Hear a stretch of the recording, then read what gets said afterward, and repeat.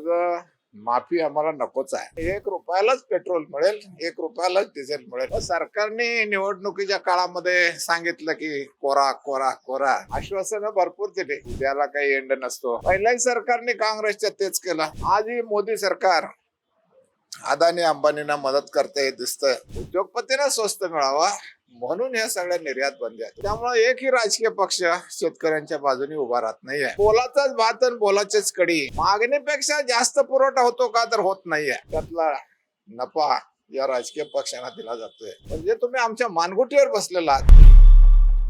नमस्कार, मी Deepak Darade. For the people news मध्ये आपलं सर्वांचं स्वागत आहे. मंडळी, नुकतीच महाराष्ट्र सरकारनं आपल्या राज्यातल्या शेतकऱ्यांसाठी कर्जमाफीची घोषणा केली. आता 2 लाख रुपयापर्यंत पीक कर्ज त्यांनी माफ केलेलं आहे. हा एक विषय. आणि दुसरा एक विषय आहे की आता दिल्लीमध्ये नुकतंच विद्यार्थ्यांनी आंदोलन केलं, CJP पार्टीचं, आणि ते आंदोलन यशस्वी झालं. तुम्हाला आठवत असेल, मागे पण शेतकऱ्यांचं आंदोलन दिल्लीपर्यंत आलं होतं आणि त्याच्यामध्ये काय झालं हे सगळं तुम्हाला ज्ञात आहे. परंतु हे आठवण करून देण्याची म्हणजे आत्ताची जी वेळ आहे ती यासाठी आहे की आता पुन्हा एकदा दिल्लीपर्यंत पुन्हा शेतकऱ्यांनी कूच करण्याची तयारी सुरू केली आणि दिल्लीमध्ये पुन्हा एकदा शेतकरी आंदोलन होण्याची शक्यता आहे, त्याची तयारी सुरू. आणि याच अनुषंगानं आपल्याशी बोलण्यासाठी शेतकरी संघटनेचे नेते रघुनाथ दादा पाटील आहेत. दादा, आपलं मनापासून स्वागत आहे फॉर द पीपल न्यूज मध्ये. महाराष्ट्र सरकारनं नुकतीच कर्जमाफीची घोषणा केली. म्हणजे खरं तर ते अगोदरच केली होती, पण त्याचा विलंब बराच लागला. आता काय नेमकी परिस्थिती आहे तुमची? आज जी परिस्थिती आहे ते खरं म्हणजे कालच्या तारखेला 4 तारखेला हे पैसे आमच्या खात्यावर वर्ग व्हायचे होते, पण सहकार मंत्र्यांनी सांगितलं काही तांत्रिक कारणामुळं आज काही झालं नाही, ते उद्या होईल. आणि उद्याला काही एंड नसतो, तुम्हाला माहिती आहे. त्या कर्ज माफी आम्हाला नकोच आहे. आम्ही काही गुन्हेगार नाही आहे की आम्हाला माफी द्यायला. आम्ही कर्जमुक्ती मागतोय. कर्जमुक्तीचा अर्थच एवढा असा आहे की कोणत्याही व्यवसायाला कर्ज काढावं लागतं, पण तो व्यवसाय चांगला चालतो आणि त्याच्यामध्ये ते कर्ज फिटतं. परंतु शेतकऱ्यांचंच कर्ज असं आहे की वर्षानुवर्ष नाही, पिढ्यानपिढ्या आम्ही कर्ज काढत आलेलो आहोत आणि त्याच सोसायट्या, त्याच बँका, तशाच पद्धतीचं पीक पाणी आणि त्याच्यावरती दरवर्षी पुन्हा नवं कर्ज. आणि दरवर्षी आम्ही 50-50 हजार रुपये व्याज भरत राहायचं आणि आणखीन कर्जातच जायचं आणि शेवटी मग आत्महत्या करायची, ही पाळी आज आलेली आहे. तर सरकारने निवडणुकीच्या काळामध्ये सांगितलं की कोरा कोरा कोरा, आणि देवेंद्र फडणवीसने तर कोरा करायचं राहिलं बाजूला. देवेंद्र फडणवीस काय, नरेंद्र मोदी काय, आश्वासनं भरपूर दिली, परंतु कसं कोणतंही आश्वासन काही पुरं केलं नाही त्यांनी. पहिल्याही सरकारने काँग्रेसच्या तेच केलं. मध्ये आणि 2-4 सरकार आली गेली, परंतु शेतकरी विरोधी जे धोरण आहे या देशामध्ये, उद्योगपतींना नफा व्हावा म्हणून, त्यांना कच्चा माल स्वस्त मिळावा, त्यांच्या मजुरांना खायच्या प्यायच्या वस्तू स्वस्त मिळाव्या, त्यांनी पगारवाढ मागू नये, उद्योगपतींना मजूर स्वस्त मिळावे म्हणून शेती तोट्याचे ठेवण्याचं धोरण हे पंडित नेहरूंच्या पासून चालू आहे आणि त्याचा फायदा या देशातल्या उद्योगपतींना झालेला आहे. आणि जे सरकार बदलली त्या वेळेच्या उद्योगपतींना हे जे आलं सरकार त्यांनी मदत केलेली आहे. आजही मोदी सरकार अदानी अंबानींना मदत करते हे दिसतंय. अनेक त्यांचे मित्र प्रचंड मोठी कर्ज काढतायत, देश सोडून पळून जात आहेत. अनेकांचं कर्ज वाइंड अप करून टाकलं जातंय, माफच केलं जातंय. आणि अशा पद्धतीनं उद्योगपतींच्यासाठी या देशातले सगळी जनता राबते असं चित्र आहे. उद्योगपती आपल्या नफ्यातला मोठा हिस्सा या राजकीय पक्षांना देत आहेत आणि त्यामुळं एकही राजकीय पक्ष शेतकऱ्यांच्या बाजूने उभा राहत नाहीये. आणि त्यामुळं हे जे काही कर्ज आहे हे दिवसेंदिवस शेतकऱ्याचं वाढतंय. तुम्ही म्हणताय की एकही राजकीय पक्ष शेतकऱ्यांच्या बाजूने उभा राहत नाही, परंतु प्रत्येक पक्ष हा माझा बळीराजा सुखी झाला पाहिजे म्हणून जे सगळं राजकारण करतोय, हे तुम्हाला खोटं वाटतंय का? मग नाही, हे खोटं म्हणजे धांदात खोटं ज्याला म्हणू आपण, असं खोटं आहे, नुसतं खोटं नाही आहे. या बोलाचाच भात आणि बोलाचीच कडी, म्हणजे एखाद्या अडाणी माणसाला फसवत राहावं अशा पद्धतीनं शेतकऱ्यांची गेली अनेक वर्ष फसवणूक चालू आहे. याला वाचा फोडण्याचं काम कैलासवासी शरद जोशीने केलं.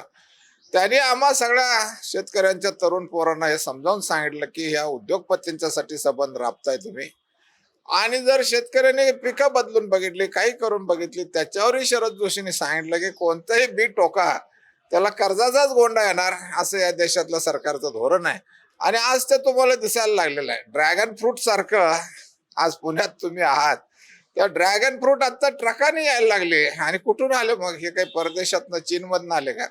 पण त्याला 2 रुपये जास्त मिळतात म्हटलं, लोकांनी लावले ना, प्रचंड उत्पादन काढलं. त्याच्या आधी डाळिंबाचं काढलं, त्याच्या आधी पपयांचं काढलं, त्याच्या आधी द्राक्षाचं काढलं. केलं नाही काय सांगा ना. आम्ही या देशातल्या 140 कोटी जनतेला पुरून उरेल इतकं सगळं मुबलक अन्नधान्य, फळ, फळावळ, मांस, मटण, अंडी, मच्छी सगळं पुरवतं. परंतु आम्ही जे उत्पादक आहोत ते मात्र फाशीची दोरी किंवा विषयाची बाटली हेच आमच्या नशिबाला येतंय. हे चित्र आजचं आहे. एक साधं गणित सांगितलं जातं अर्थशास्त्रामध्ये की मागणी आणि पुरवठा याच्यावर ही किंमत ठरते. नेहमी ही विसंगती शेतीच्या बाबतीमध्ये, शेतीमालाच्या उत्पादनाच्या बाबतीमध्ये आपल्याला दिसते. याच्यावरती कधी म्हणजे असं म्हणजे त्याचं नियोजन व्हावं आणि जितकं मागणी आहे तेवढाच पुरवठा होईल या संदर्भामध्ये कधीही नियोजन होताना दिसत नाही.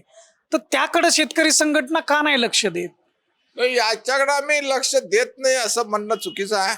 हे जो प्रश्न तुम्ही मागणी पुरवठ्याचा काढला, तर देशामध्ये मागणी कमी नाही आहे, पण देशातल्या गरिबीमुळं अनेक शेतकरी आणि शेतमजूर हे भुके कंगाल राहिलेले आहेत. सगळ्यांना पुरेल इतका संबंध माल तयार होतोय असं नाही आहे.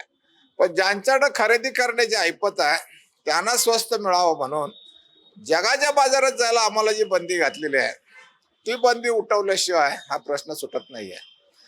मागणीपेक्षा जास्त पुरवठा होतो का? तर होत नाहीये. आणि मग जर तसं असतं तर जगाच्या बाजारात आमच्या कांद्याला मागणी आहे, कांदा निर्यात बंदी का? आमच्या ज्वारीला मागणी आहे, निर्यात बंदी का? गव्हाला मागणी आहे, कापसाला मागणी आहे, निर्यात बंदी का घातली जाते? तर याला सगळ्याला जगभर मागणी आहे, पण इथल्या उद्योगपतींना ते स्वस्त मिळावं, जनतेसाठी नाहीच आहे.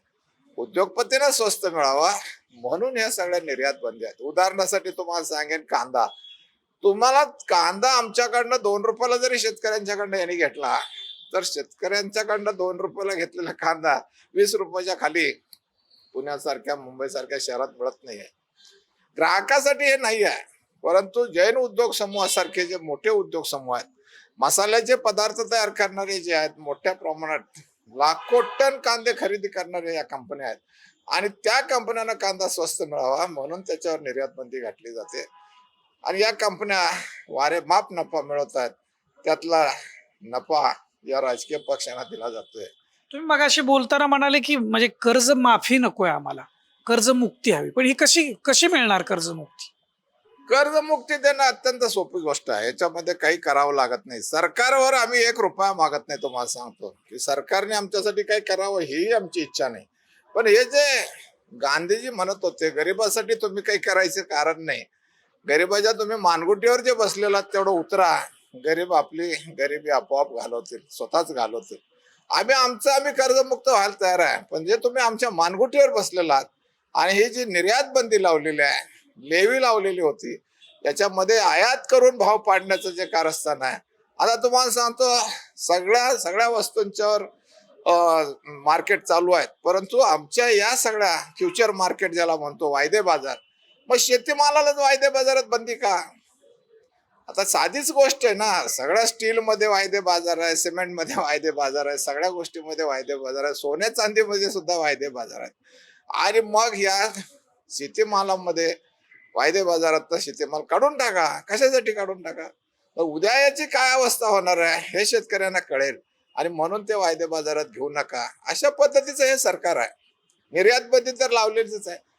बाकीच्या लोकांना निर्यात केल्याबद्दल तुम्ही निर्यातीचं त्यांना अनुदान देताय, एक्सटेन्शन तुम्हाला त्याच्यासाठी त्यांना मदत करताय की तुम्ही निर्यात केली की डॉलर मिळवले. आमची निर्यात काही डॉलर देत नाही का? आमचे काही फुकट जाते? आमच्या मालातून डॉलरच मिळणार आहेत. मला खात्रीनं सांगायचं तुम्हाला, जर या देशातल्या सरकारने शेतीमालावरची निर्यात बंदी उठवली तर 1 रुपया बरोबर $1 होईल आणि 1 रुपयालाच पेट्रोल मिळेल, 1 रुपयालाच डिझेल मिळेल. अशी ताकद आहे आमच्या या संबंध विषयामध्ये. परंतु सरकारला ते करायचं नाही आहे. उद्योगपतींचीच घरं भरायची आहेत आणि शेतकरी देशोधडीला. देशाचं आर्थिक नुकसान एवढं होतं की आज 100 रुपयाला डॉलर झाला. सगळे गोरगरीब मरायची वेळ आलेली आहे.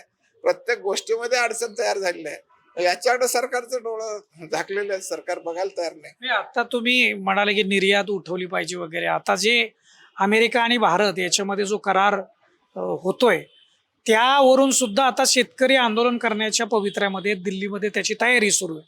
तर याच्याकडे कसं बघताय तुम्ही? आता हा सगळा महत्वाचा प्रश्न तुम्ही विचारलेला आहे की आजच्या घडीला जे काही आम्ही म्हणतोय ते व्हायची वेळ आलेली आहे. मागेही तुम्हाला सांगतो की डंकेल प्रस्ताव आला, त्यावेळेला आम्ही डंकेलचं स्वागत केलं.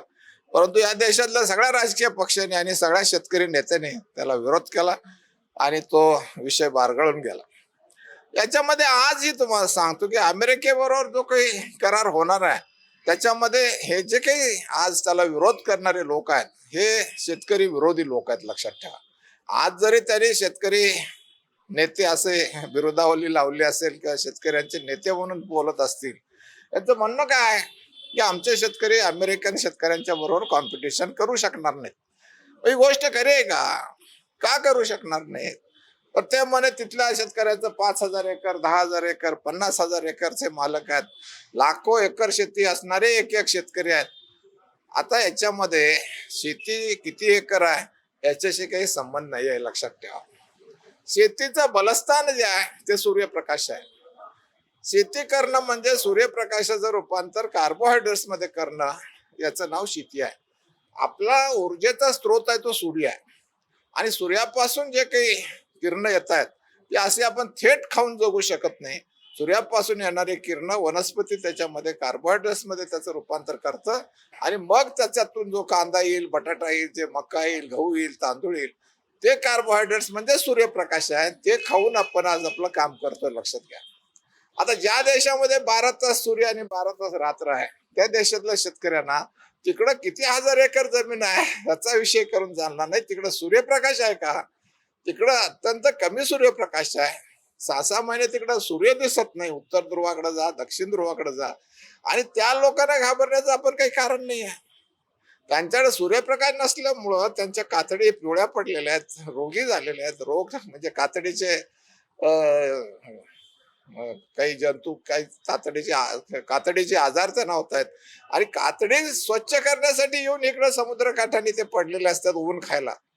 आता हे जर ऊन खाण्यासाठी ते इकडे येत असतील आणि आमच्याकडे जर एवढं ऊन असेल, सूर्यप्रकाश असेल, 12 तास रात्र आहे, 12 तास दिवस आहे, पाणी तुम्हाला देणाऱ्या प्रचंड नद्या आहेत, बारमाही नद्या आहेत, त्याच्यामध्ये लाखो नाही कोट्यावधी काम करणारे हात आहेत, भरपूर सुपीक जमीन आहे. या देशाचं वैशिष्ट्य आहे. तुम्हाला जम्मू काश्मीर मध्ये सफरचंद होतंय तर तुम्हाला जळगावला मिरची होते, तर इकडं केरळमध्ये रबर होतो. असा जगाच्या पाठीवर देश दाखवा बरं. म्हणजे कोणतं पीक या देशात होत नाही असं नाही आहे.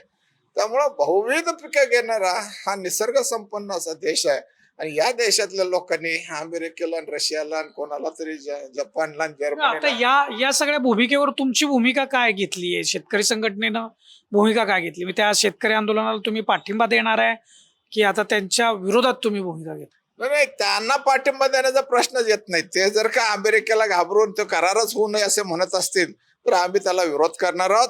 आम्ही जगातल्या सर्व देशांच्या बरोबर करार करायला तयार आहोत. त्यांच्याकडनं काही येणार असेल ते येऊ द्या, आमच्याकडनं काही जाणार असेल ते जाऊ द्या.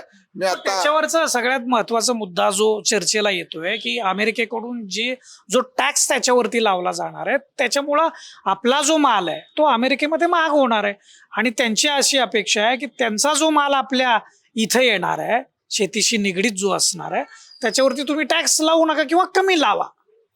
त्याला विरोध आहे. या विरोधाला काही अर्थ नाही आहे, लक्षात ठेवा. की अमेरिकेच्या ट्रम्पने भारतातल्या शेतीमालाला टॅक्स लावला आणि मध्यंतरी तर टेरिफ वॉरच सुरू झाला होता. त्याने 50% टॅक्स लावला. त्यावेळेला मी सांगितलेलं होतं की भारतातनं 100 रुपयाचा माल गेला तर अमेरिकन माणसाला तो 150 रुपयाला पडणार, का तर त्याच्यावर 50% टॅक्स होता. आता अमेरिकेतल्या माणसाने त्याची काळजी करायला पाहिजे काळजी करायला पाहिजे, लक्षात घ्या. आणि तसं झालं. अमेरिकेतलेच लोक ट्रम्पच्या विरोधामध्ये रस्त्यावर उतरले, सुप्रीम कोर्टात गेले आणि अमेरिकेच्या सुप्रीम कोर्टाने सांगितलं असं मनाला येईल ते तुम्हाला टॅक्सेस लावता येणार नाहीत. आणि मग ते आता 18%वर आले. आता 18%वर आल्यावर काय होणार आहे? आपण 100 रुपयाचा माल माल तिथं 118 रुपये होणार आहे. आता अमूलचं दूध तिथं जातंय, इंडियन मार्केट म्हणून आहे तिथं, मुंबईतला पाव जातोय, इथलं आपलं दूध जातंय आणि हे दूध तिथं आता 360 रुपये लिटर आहे. आता तिथनं काय येणार आहे इकडं? आमचं जर ते 360 रुपयाला दूध घेत असतील आणि त्याला 18% टॅक्स लावल्यावर ते जर 360 आणि 54 रुपये आणि 400 450 रुपये जरी झालं तरी अमेरिकन लोकांना ते महाग वाटत नाही आहे. हा मुद्दा जो आहे तो हा मुद्दा महत्वाचा आहे. आता दुसरा मुद्दा काय आहे? तर त्यांचा माल आम्ही स्वस्त घेतला पाहिजे किंवा 0% घेतला पाहिजे. आता त्यांनी 100 रुपयाचा माल पाठवला तर इथं 100लाच मिळणार, टॅक्स लावता येणार नाही. हे जर टॅक्स लावलं तर आम्हाला काही पैसे मिळत नाहीत. टॅक्स लावतं सरकार, टॅक्सचे पैसे होतात सरकार जमा. तो जे सांगतोय की 0% टॅक्स लावायचा, हे नुकसान सरकारचं होणार आहे. सरकारला त्याच्यावर टॅक्स लावता येणार नाही आहे. आणि याचा फायदा जनतेला, त्यांनी 100ला पाठवलेला माल इथं 100लाच मिळणार आहे. परंतु आमच्यापेक्षा स्वस्त तो येत नाही, हे लक्षात ठेवा. कारण अमेरिकेतनं किती माल पाठवला तरी भारतापेक्षा स्वस्त जगाच्या पाठीवर शेतीमाल कुठेही स्वस्त नाही आहे. फक्त हा एकच देश असा आहे म्हणजे भारत की जिथं शेतीमाल प्रचंड स्वस्त आहे, कारण इथं निर्यात बंदीचे कायदे आहेत. धन्यवाद दादा, तुम्ही वेळ दिला फॉर द पीपल न्यूज साठी.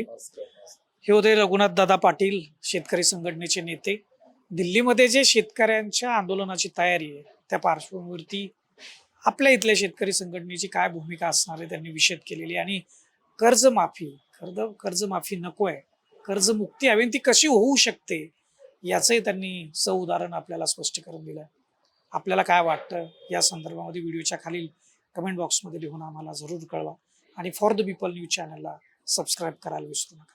कॅमेरामन अनिल गजालेसह मी Deepak Darade, for the people news, Pune.